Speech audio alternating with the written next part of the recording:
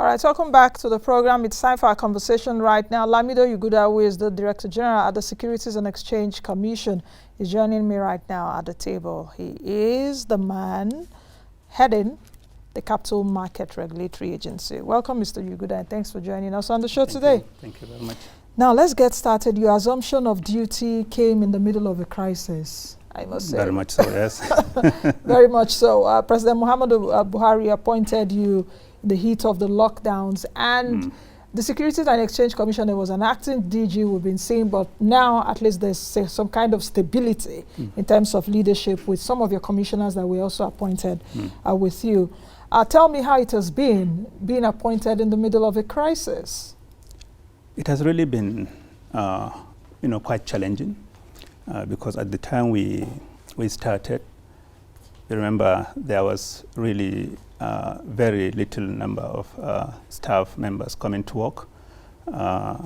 It was difficult, the market itself, a lot of people were operating from their homes, and things were not really that easy. But we have been able to, I think, stabilize. Thank God the pandemic has not had, the kind of impact that we all feared it will have in terms of the health of our, citizens, because I think, initially we thought, with the population here and also the available medical facilities, it was going to be much worse than what we eventually, saw, in Nigeria at least.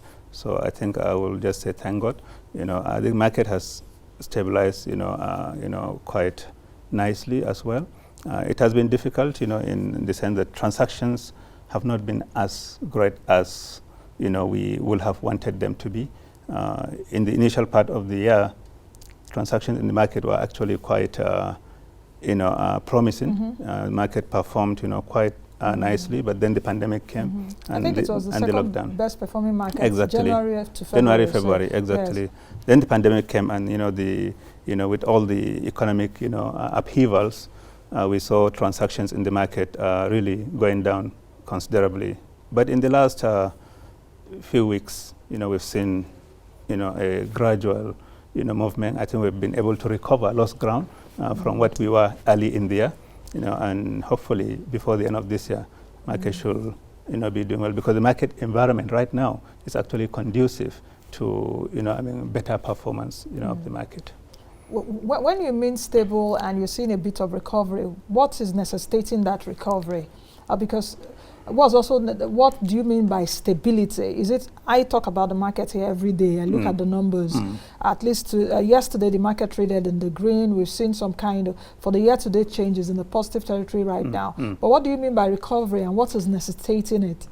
Actually I look at the entire 1 year period, say from January, because if you look at the chart, the market was really quite high, then suddenly, around May, April, May, things really went south, and now you can see that, activity has recovered back to what it was at the beginning of the year, and I think outlook, for the, remaining part of the year is quite promising, because you look at, the interest rate environment, at least as far as domestic investors are concerned, is quite favorable, and if you look at the, inflation numbers are not really, at 13%? Yeah, at 13% is quite high. Okay, the fiscal outlook is quite difficult, but as far as the market is concerned, I think there are pools of capital, okay, that could still come into the market to actually stabilize. So we just need to do that extra little, with pension funds, for example, they are quite underinvested in the capital market. And if they just invest a little more, okay, you can see that, the market will really be, in for, a good performance. But the market has to attract this and other investors, okay, because really what has happened in the market is that we have lost a number of investors, right from the last, decade, in 2009, 2010, when the financial crisis, hit. A lot of people really have abandoned the market. Some people have. Some have not come back. They have not come back. So it's not only individual investors but also institutional investors. Okay, because if you look at the pension funds, they could actually be doing much more than they are doing now. And I understand their concerns, and I think the market is actually looking at that, and trying to really make products that will be suitable, to pension funds. Let's talk about what's your reading of the current environment and the impact on the Nigerian capital market. We've seen protests, at least in the last few days, protests that have also destroyed national, state, and private assets. I know. Insurance companies are reeling right now. I know. Insurance companies are listed on the exchange. Insurance companies give you registration fees, give you transactions fees. Absolutely. So Absolutely. What's your current reading of the environment right now? I think it's a difficult, environment, especially, when you talk about the protests that we have seen in the last few weeks. These were protests that started, peacefully, and I think they had broad, support across the country. But we have seen this protest degenerate into something, I think totally unnecessary, and also totally, unrelated to the initial demands, of the young protesters. So insurance companies are going to be badly hit, because a lot of claims, I think, are going to follow, these kinds of protests. And this is really coming at a very bad time for them, because they're also basically raising capital in the insurance industry. So I think it is not going to be good for that industry. But I believe if you look at the market, overall, we have, the right, parameters, when you look long term, not just short term. This is a country that has 200 million people. So we have a very large market. We have, been importing, a lot. So this is a country that can really do with a little more of domestic manufacturing, capacity. We have also seen, the, interest rates, have been, quite low. So that means some of our, companies could really come directly to the market and borrow at very, very attractive rates compared to if they were to go to a bank, or some other, financial institution. So I think the overall, attractiveness of Nigeria as a capital market, is very good, in spite of what we have seen. Okay, these are protests, that have, I think, impacted certain types of businesses, but I think they will get over that. So I really have no fear that this. How long do you think it will take to get over that? Probably, into maybe the second half of next year. I think by second half of next, most of this should really, because the market, the country is quite resilient. Okay, I know that our fiscal situation is quite tight now, with oil prices where they are, and the tax base, government is really trying to raise as much taxes as they can, but they're also considered in the fact that, in the sense that they do not want to overtax an already suffering economy. Okay, so but I believe that the prognosis, going forward, for this country is really very, very good. I think we just need to channel some of our funds into the right types of investments. Invest in infrastructure, for example. Okay, I think this is an area where we really need to do. Okay. I was coming to that, especially even with the infrastructure destruction we're seeing. I know. MPA building on fire. Yeah. Some other states or national infrastructure Yeah. Being raised down or destroyed. Yes. How can the capital market help? Do you think perhaps you should begin to talk with your colleagues if the capital market can help? Because sometimes perhaps it's good to raise bonds more than loans. Absolutely, absolutely. I think the capital market is really the right place to come to when you are really looking at long-term infrastructure, financing, and the capital market is quite capable of actually, raising, that kind of financing.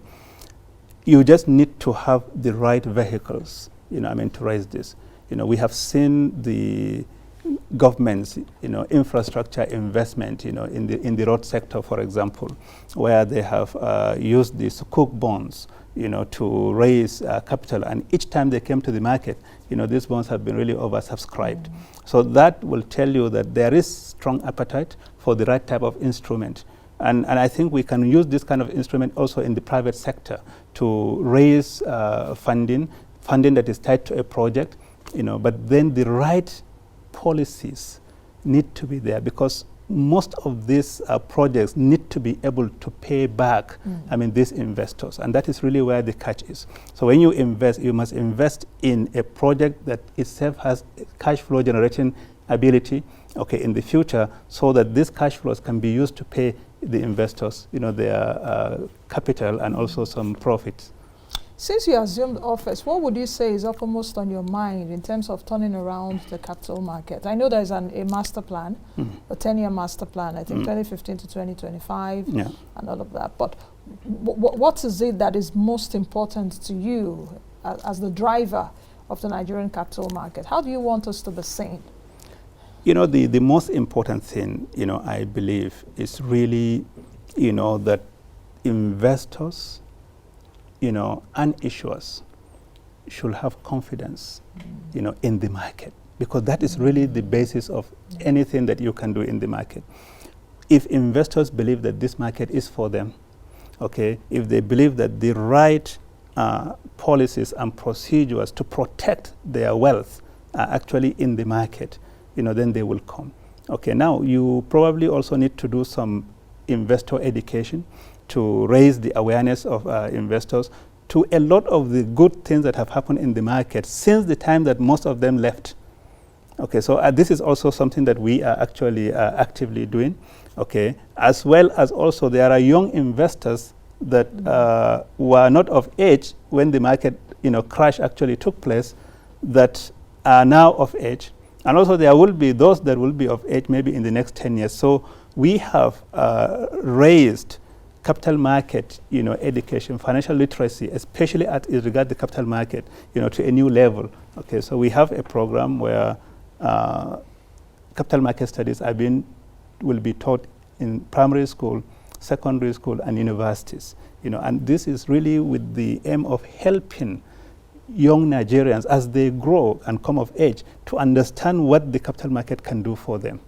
And this is really very important. And also to understand what kinds of risks are worth taking and what kinds of risks are not worth taking.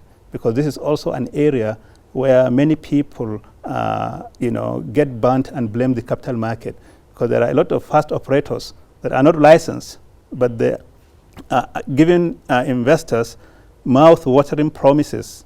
And investors actually, some investors have put their money into these kinds of schemes and they have gotten burnt. Now the SEC is really up in arms against these kinds of operators, and we will continue to fight them. But investor education will ensure that less people really gravitate towards these kinds of illegal operators. Now that you're talking about illegal schemes or illegal operations, it's quite instructive, because a lot of people, and I like the fact that you said that when the market crashed, some people were a bit younger now. Now they are a bit older. They can take investment decisions. And we're also seeing that financial literacy is rising a bit. So you're seeing that a lot more people in Nigeria are trying to, what investment outlets do we have? We saw what happened with MMM. It crashed. Of course, it was a Ponzi scheme. I warned on this show, that year. People listened. Some that didn't listen got burnt. But what is the Securities and Exchange Commission doing, to avoid a lot of that? I know that some cases too have been handled. Some have been handling at this time. So what is the Securities and Exchange Commission doing, especially to avoid, to make Nigerians not to gravitate towards Ponzi schemes or pyramid schemes, or schemes that people will say, come and get 50% return and all of that? What we're doing is, one, we are raising the awareness of people. We have listed on our website, and people can go to the website, www.sec.gov.ng. You can see a list of operators that are actually, in the market but that are not SEC approved. So if they claim that they have SEC approval, you can actually go and confirm whether this is true or not. We are also working with other financial regulators. Financial regulators in this country, we have a body called the FSRCC, okay, Financial Sector Regulatory Coordinating Committee, where the Central Bank, the Securities and Exchange Commission, NICOM, NDIC, PENCOM, Corporate Affairs Commission. Okay, so all of the financial regulators are represented. So we are working together as a group to look at these operators and take enforcement actions against them, while also in our respective domains raising the awareness of our key constituencies that these kinds of operators are actually not good for the market and not good for investors. So I hope that my viewers are listening. In case someone promises you a bumper return, come bring your money, go to the SEC and say, oh, we are approved or we are licensed by SEC or even CBN. Go on their website and check them out if it is true, so that you don't get your hands burnt. And it's not just the website. You can call us. You can call us directly. We have telephone numbers listed on the website that you can call to confirm, okay, before you actually go. And there are telltale signs, really. I mean, when you know that traditional investments are paying you maybe 8%, 10%, per annum, and then somebody promises you 5% per month, compounded every month, then you really need to ask yourself a lot of questions before you get into that kind of investment. Especially with the business environment right now in Nigeria, not just in Nigeria, but everywhere in the world. So it's part of investors' protection. Yes. Are there other initiatives around investors' protection that you're putting together? What we are really is investors' protection is a whole broad field. Okay. One, investors should know that any capital market operator, be it a fund manager or a public company, okay, that is in breach of capital market regulations, is actually treated very, very firmly by the SEC. We have a zero tolerance to these kinds of infractions. I mean, right now we have a number of enforcement cases, and the SEC has actually been very, very firm. We give people a fair hearing, okay, but once we establish that the laws have been breached, the rules have been breached, then we really come very strongly in terms of penalties, okay, and where these breaches are actually criminal in nature, we then forward these cases to the criminal prosecuting authorities.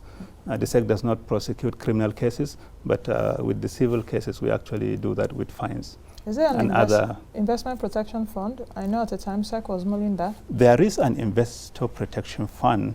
I mean, different capital market groups have their own investor protection funds, but the SEC also has one. And this one that we have is essentially a fund that tries to restitute investors from the malfeasance of capital market operators. Yeah, so we have that fund. Okay, let's talk about regulating. The regulation of SEC now, perhaps under your leadership, how will it look like? Because there was a time, of course, during the 2009-2008 financial crisis, they're like, okay, then the market was very popular. A lot of people went into it. After that, after the crash, you saw some kind of regulation. How is the market well regulated right now, or is it over-regulated? I think we have the right type of regulations, and of course, regulations keep getting better and better. I mean, so we have the principal piece of legislation is the Investment and Securities Act, 2007. Right now, it is in the process of a review.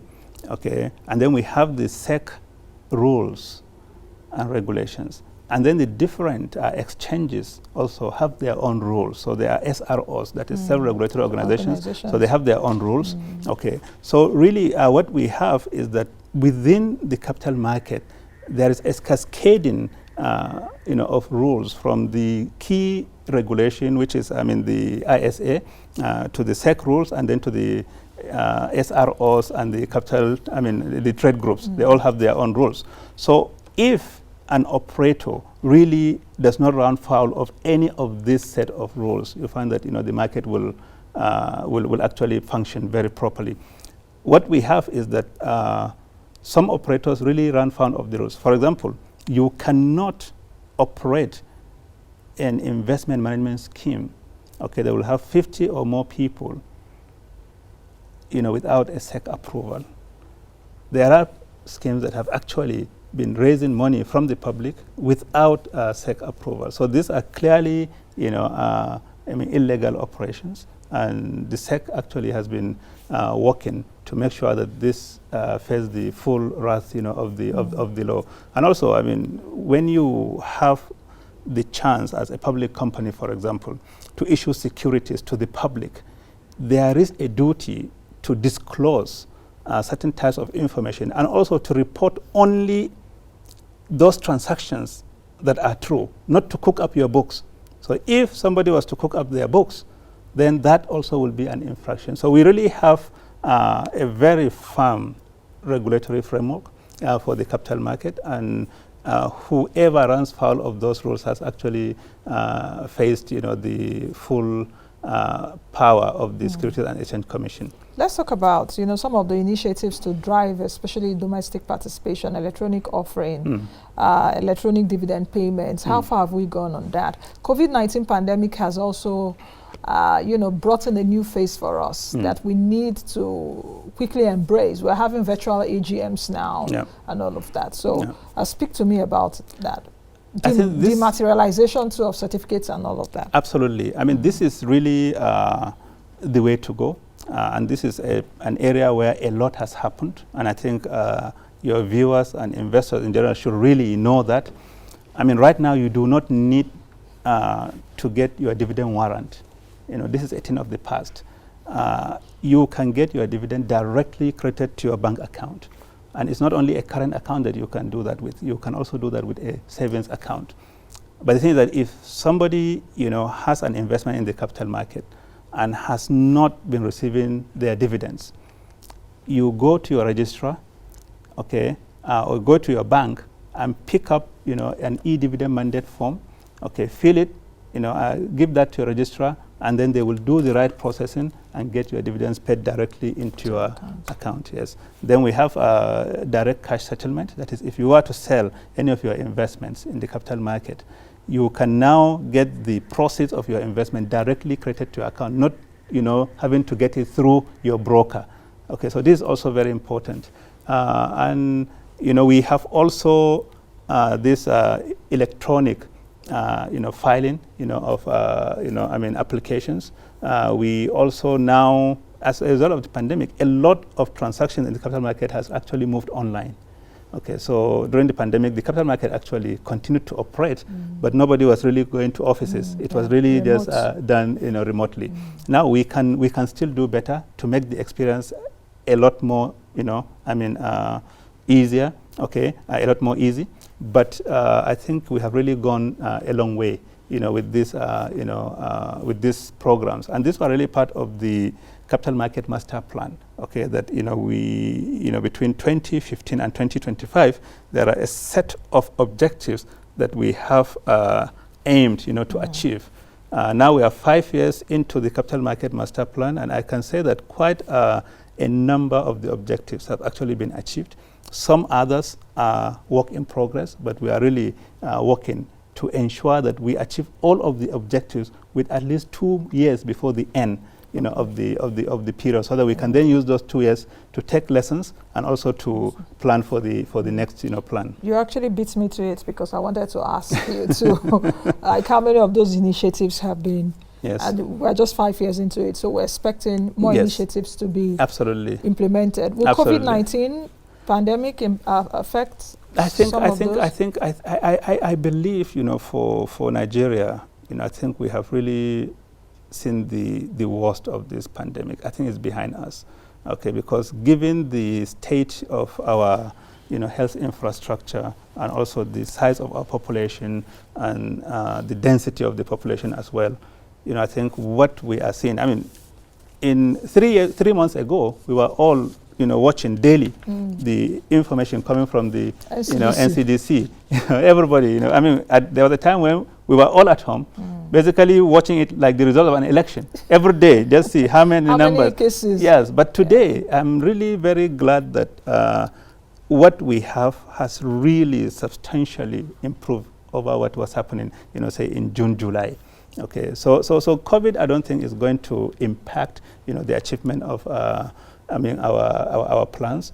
I think what we just need to do is embrace technology, because technology is actually fast, changing, and Nigeria has to change, with it, and also educate our investors, okay, so that they will be knowledgeable participants in the market, and not, participants that are then shocked sometimes by the results of their investment decisions. That is quite key, very key.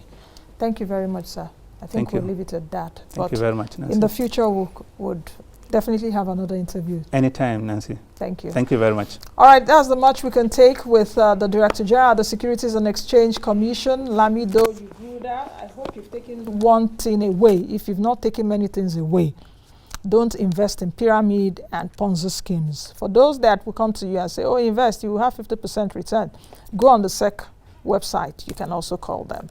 All right, that's the much we can take for this, but let me quickly launch the CBN Weekly segment. I did tell you earlier, the event that was held here in Abuja yesterday, we'll be bringing you the package. I will see you all again tomorrow. I am Nancy. Nnaji, be the best you can be and be that change that you want to see. Bye now.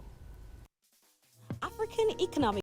Thank you for watching our video. Please hit the subscribe button below, turn on post notification to follow all our updates.